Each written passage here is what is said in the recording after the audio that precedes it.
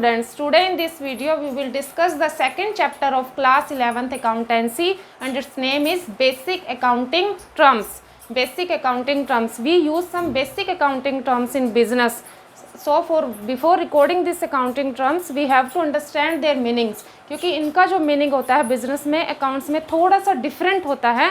So we have to understand this basic accounting terms. The first is business transactions. Business transactions is an economic activity which change the financial position of business. यानी business transactions क्या होती है, एक economic activity होती है जो business की financial position में change ला देती है, या तो assets में change ला देती है जब भी कोई business transaction होती है, liability में change ला देती है, capital में change ला देती है. So it change the financial position. और economic activity क्या होती है, which are done to earn money, यानी वो सारी transactions जो मनी को पैसे कमाने से रिलेटेड होती है और फाइनेंशियल पोजीशन में चेंज ला देती हैं.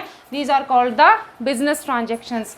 Second are the events. Events are the result of the business transactions. यानी जब भी कोई बिजनेस ट्रांजेक्शंस होती है जो फाइनेंशियल नेचर की होती है बिजनेस में, उसका क्या रिजल्ट होता है, these are called the events, क्योंकि वो कुछ ना कुछ तो चेंज लाती हैं हमारी फाइनेंशियल पोजीशंस में. हम इवेंट्स को एक एग्जांपल से समझ सकते हैं. फॉर एग्जांपल हमने एक बिजनेस स्टार्ट किया 1 लाख कैपिटल लगा के. सो बिजनेस में क्या आया, 1 लाख का कैश आया है and capital will be 1 lakh. फिर हमने क्या किया, we have purchase goods of 50,000 for cash. हमने 50,000 की गुड्स परचेज की हैं, कैश में परचेज की हैं. Then sell goods of 20,000 for 25,000. उसके बाद हमने क्या किया है, गुड्स सेल की है 20,000 की 25,000 में and we want to find out the cash and capital. हमें ये पता करना है कि ये जो बिजनेस ट्रांजेक्शन्स हुई हैं, ये जो फाइनेंशियल ट्रांजेक्शन्स हुई हैं, इनका रिजल्ट क्या रहा, कैश पे या कैपिटल में. सो क्या रिजल्ट रहा, कैपिटल कैश थी हमारी 1 लाख, हमने 50,000 की गुड्स परचेज की थी, हमने सप्लायर्स को 50,000 का कैश दिया, हमारे पास 50,000 का कैश बचा. फिर हमने क्या किया, 20,000 की गुड्स को 25,000 में सेल किया, हमारे पास कितना कैश आया, 25,000. So cash will be 75,000 and capital will B 1,05,000, क्योंकि हमने 20,000 की गुड्स 25,000 में सेल की हैं. तो 5,000 का हमें क्या हुआ है, प्रॉफिट हुआ है, और प्रॉफिट को कैपिटल में क्या कर देते हैं, ऐड कर देते हैं. So these are the events. यानी इवेंट्स क्या होता है, result of the business transactions, result of the financial transaction. The next one is account.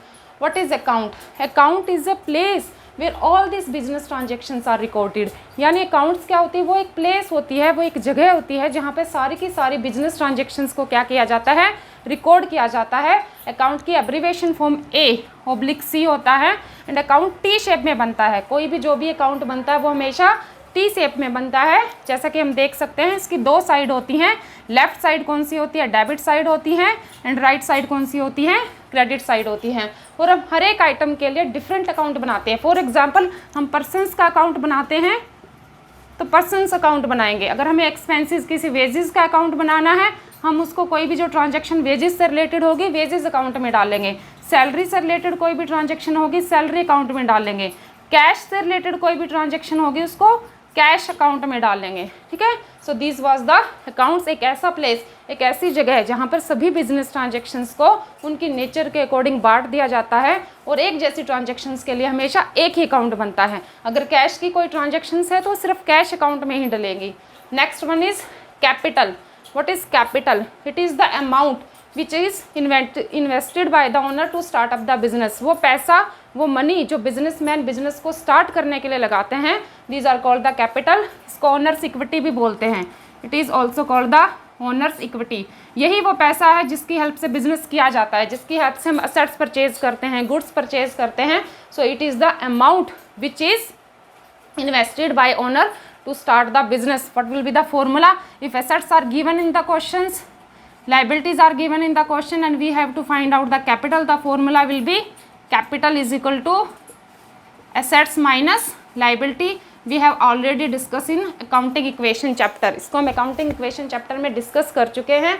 Next one is liability. It is the amount which we have to pay to the outsider. वो पैसा जो हमें outsiders को पे करना है, this is called the liability. अब इसमें हमें वो पैसा शामिल नहीं करना जो ओनर को देना है. These are not the outsiders. Owners हमारे outsiders नहीं होते.